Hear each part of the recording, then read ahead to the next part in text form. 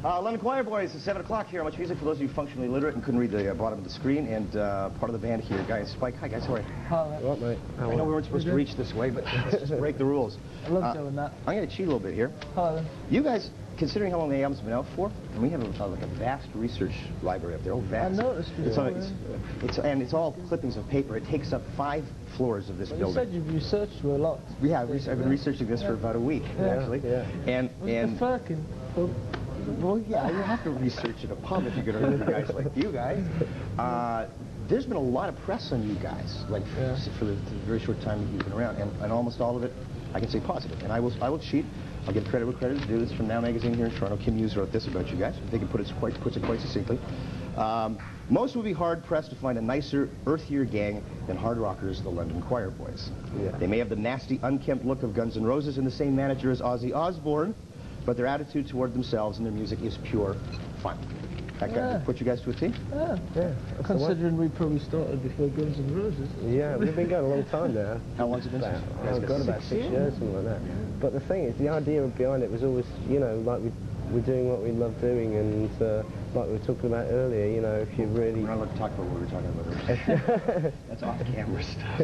If you really enjoy it, you know, I think it shows, and, you know, don't care too much about it, just go and have a good time. We just wanted to get back to basics of playing, like, you know, 3-chord songs, basics, you know, like Chuck Berry, Stones, back to the basics of just writing songs and not having, like, millions of guitar solos everywhere and just writing, you know, having a good time, basically, you know, people wanting to come to see good live shows and having a good laugh. Which is what it's about, entertainment, you know. It started out as a bar story, too, didn't it? How you guys... Well, we started off... Well, I bumped into him in a pub in South London called the... Wait a second, I'll get the bio. Surrey Tavern it was. I still live around the corner from there, actually. God knows why I can't think of it. And, probably because you haven't been there for a year. No, I've been there for a year. We've been on the road a long time, but I bumped into him and then we just started talking, you know, the usual sort of like 11 o'clock at night stuff, and, you know, my best mate, and all that stuff, and then we really weren't doing much else. We're both out of work, so we started playing together. So, over the years that you guys have been playing with each other. Playing, doing. I assume you're prepared for what's happening to you now. And I'm posing this question, I'm assuming you're going to say yes. What about these bands that just get together all of a sudden? Write an album? Yeah, that's good. I mean, like, there's a lot of bands, you know, especially in America, who, like, you know, they go, like, gold without even doing a gig. Yeah. You know, which happens a lot. But it's, I mean, you know, it's good luck to them. I mean, we do our own thing the way we wanted to do it. I mean, it was purely just for, like, fun for us, and it still is. We wouldn't do it. Yeah, the minute it stops being fun, like for them, if you really had to think about, you know, you know, like what sort of music shall we make to make money, you know, then you'd get a mercenary attitude, and I don't think you'd get as much out of it, you know. Plus, it's been very different from us to a lot of other bands. I mean, all of our main success has been in Europe, you know, England and around Europe and Japan and stuff. And so we always left America and Canada last, so these are the last places that we've been playing. I mean, after Canada now we're going back to start our new album. We're going to start writing in Dublin, we're going to go to Ireland for a bit, and we're going to have a few weeks off, because we've been playing for 13 months now. Think you deserve it? I think so. I mean, the last week we had off was last Christmas. I mean, constantly working all the way through. So. But it's not like work really, man, it's just good fun, you know. I mean, you can't really call what we do work. I mean, you know, I mean, how can you call your job work? I know. All these beautiful women around you. Thank God, I'd feel so bad if I got paid for this thing, you know? Exactly. Okay, so you've been on the road for a while. That's something dramatic I wanted to tell you. Something that would significantly change your careers from this point forward, and for the life of me, I can't think of it. Right, lots of catchy hits. No. The UK, at least from...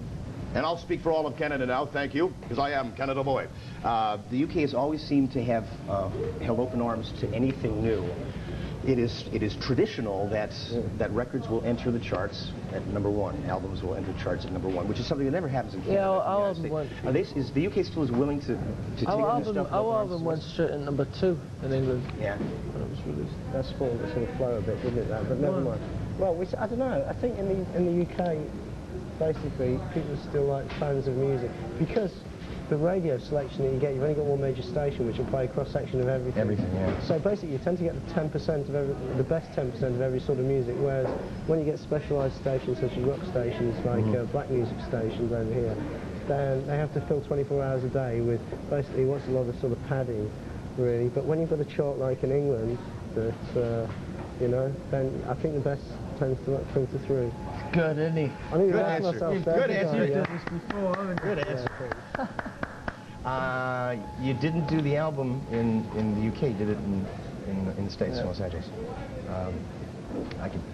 Was there some resentfulness? I know people who come from smaller towns, not that you necessarily have from smaller towns, get really angry. You know, they get really angry when the band that Yeah, that's I our know. band. Yeah. What are they doing going the United Snakes of America to record an album? That's a big British thing. I mean, it happened to like Def Leppard, I think, as well. You know, people say you're selling out.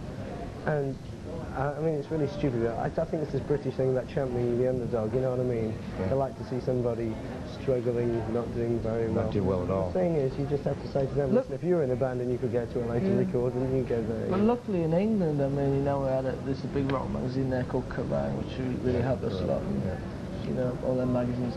And they've all stuck behind me, which was good, you know. It's like, you know, if you get a choice to do your album anywhere in the world, you're not going to stay in the country that you've been in for the past 4-year touring, you know what I mean? So, Also, there's not an awful lot of good studios in England for the sort of feel that we wanted. Plus, there's not as many nice women in England as what there is in Los Angeles.